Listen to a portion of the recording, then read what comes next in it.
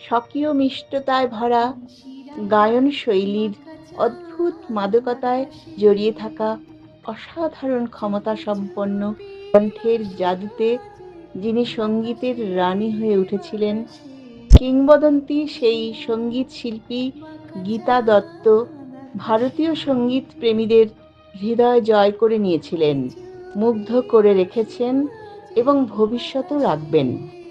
এই অসামান্য সঙ্গীতের সুধাময়ী ঝর্ণা গীতা দত্তের জন্মদিনে গণসমমনস্বী গ্রুপের সকল সদস্যবৃন্দ শ্রদ্ধার্ঘ্য অর্পণ করছে। বাংলাদেশের ফরিদপুরের সম্ভ্রান্ত ও অভিজাত ঘোষ রায়চৌধুরী পরিবারে 1830 সালের 23শে নভেম্বর জন্ম হয় গীতার। বাবা দেবেন্দ্রনাথ ঘোষ রায়চৌধুরী ছিলেন জমিদার। বৈভবে ভরা ছিল গীতার বাল্যকাল। সেই ছোট্ট মেয়ের কণ্ঠে ছিল সুরের ঝংকার, যা মাঝে মাঝেই এলোমেলোভাবে কণ্ঠ থেকে সুর হয়ে বেরিয়ে আসত।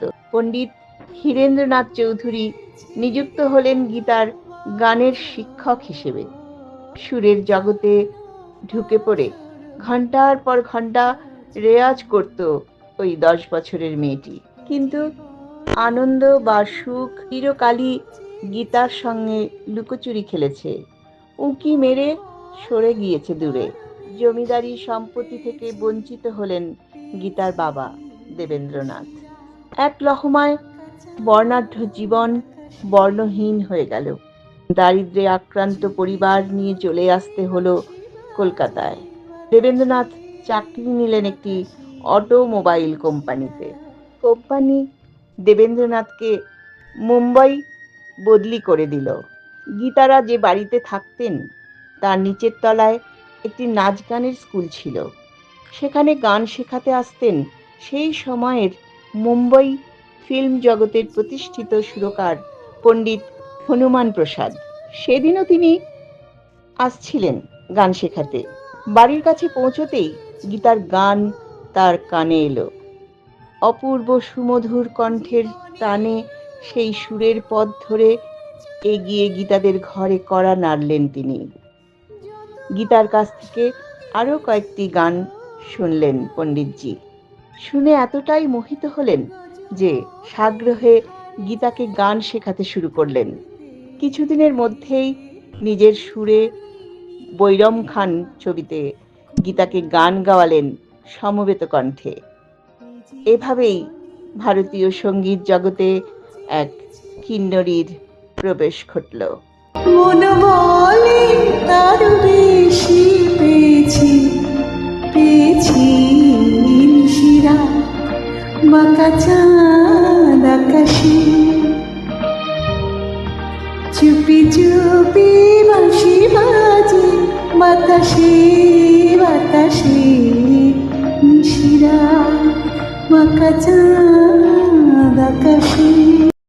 গীতা দত্তের জন্মদিনে তাঁর প্রতি অকুণ্ঠ শ্রদ্ধা ও প্রণাম জানাচ্ছেন শ্রীরঞ্জনী মুখার্জি, আমাদের গ্রুপের সদস্যা সোমা মুখার্জির কন্যা। আমি শ্রদ্ধেয় গীতা দত্তের জন্মদিনে আমার শ্রদ্ধার্ঘ্য জ্ঞাপন করছি। 1947 সালে দোভাই ছবিতে শচীন দেব বর্মণের সুরে গাওয়া নারীকণ্ঠের একটি গান অসম্ভব জনপ্রিয়তা পেল।